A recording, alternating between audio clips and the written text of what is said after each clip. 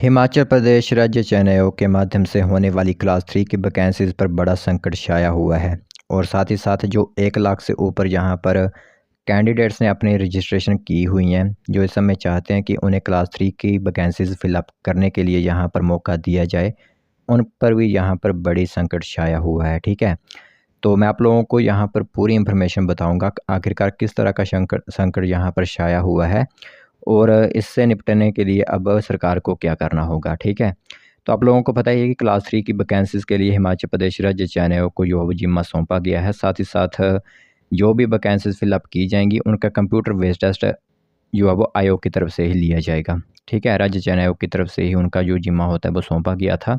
लेकिन यहाँ पर मैं आप लोगों को बता दूं, एक इस तरह की खबर सामने आई हुई है जिससे हज़ारों और लाखों छात्रों का भविष्य खराब हो सकता है आने वाले समय पर। ठीक है, तो वो पूरी इन्फॉर्मेशन मैं आप लोगों को यहाँ पर बताता हूँ आखिरकार यहाँ पर किस तरह की इन्फॉर्मेशन है। क्लास 3 के अंडर जो वैकेंसीज आती हैं सभी के लिए यह वैकेंसी और यह इन्फॉर्मेशन काफ़ी इंपॉर्टेंट रहने वाली है। तो चलिए फिर बिना बस ज़ाय किए हुए जो भी इन्फॉर्मेशन हमारे पास उपलब्ध है इस समय वो हम आप लोगों को बताते हैं।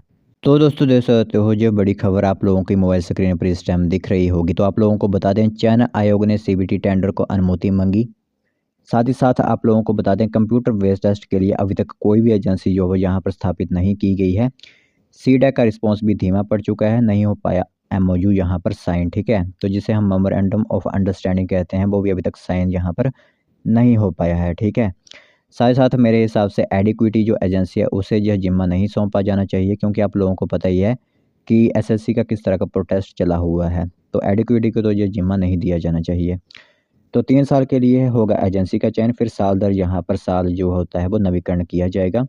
टीजीटी के बाद जेवीटी भर्ती की तैयारी, पद अभी विज्ञापित नहीं और अभी ओएमआर आधार पर परीक्षा करवाने पर कोई फैसला यहाँ पर नहीं किया गया है। तो आप लोगों को पता ही है कि जो रजिस्ट्रेशन होती है क्लास 3 की वैकेंसीज के लिए वो 1 लाख से ज़्यादा युवाओं को जो है वो यहाँ पर नौकरी चाहिए, लेकिन जिस हिसाब से यहाँ पर प्रतीत हो रहा है उससे लगता नहीं है यहाँ पर नौकरी दी जाएगी। तो टीजीटी को 31 अगस्त तक जो है वो आप लोगों को पता है ये लास्ट डेट कर दी गई है फॉर्म भरने की। तो भारत सरकार की एजेंसी सीडैक के धीमे रिस्पॉन्स को देखते हुए राज्य चयन आयोग ने अब अपने टेंडर को फाइनल करने की अनुमति जो है राज्य सरकार से मांगी है। तो राज्य चयन आयोग ने कंप्यूटर बेस्ड टेस्ट लेने के लिए यह टेंडर किया था। तो इसमें जितनी एजेंसियों ने आवेदन किया है उन्हें राज्य सरकार को आगे प्रोसेस करने के लिए जो है वो राज्य चयन आयोग जो है वो अध्यक्ष ने अनुमति दे दी है। ठीक है, तो अब कार्मिक विभाग के माध्यम से राज्य सरकार को इस पर फैसला लेना है। साथ ही साथ इससे पहले स्टॉप गैप अरेंजमेंट के तहत हिमाचल सरकार के मंत्रिमंडल ने भारत सरकार की एजेंसी सीडैक का चयन किया था और इस एजेंसी के साथ जो एमओयू होता है वो की प्रक्रिया पूरी होनी थी, लेकिन समय पर जवाब न मिलने के कारण अभी तक एमओयू जो होता है वो साइन नहीं हो पाया है। ठीक है, तो आप लोगों को पता ही है कि यहाँ पर जो न्यू एजेंसी जो यहाँ पर एस्टेब्लिश की गई है उसमें प्रावधान यह है कि कंप्यूटर बेस्ड टेस्ट जो होते हैं वो लिए जाएंगे। ठीक है, लेकिन कंप्यूटर बेस्ड टेस्ट के लिए आप लोगों को एक कंपनी जो होती है वो लेनी होती है। कोई भी कंपनी हो सकती है, टीसीएस हो सकती है, सीडैक, यहाँ पर एडिक्विटी, ये सभी कंपनीज जो है वो यहाँ पर टेंडर में अपनी फाइल जो होती है वो रिपोस्ट करती हैं और जिस कंपनी का यहाँ पर परफॉर्मेंस अच्छा रहा उसे यहाँ पर सरकार जो है चयनित कर लेती है। तो सीडैक का रिस्पांस भी अभी धीमा है, इसलिए जो क्लास 3 की वैकेंसीज़ की रफ्तार है वो भी धीमी है, वो फिलअप ही नहीं हो पा रही। क्यों नहीं फिलअप हो पा रही? क्योंकि वहाँ पर कोई एजेंसी ही स्थापित नहीं की गई है। तो इसलिए हम आप लोगों से कह रहे थे कि यहाँ पर काफ़ी ज़्यादा जो है वो अब भविष्य में संकट दिख रहा है।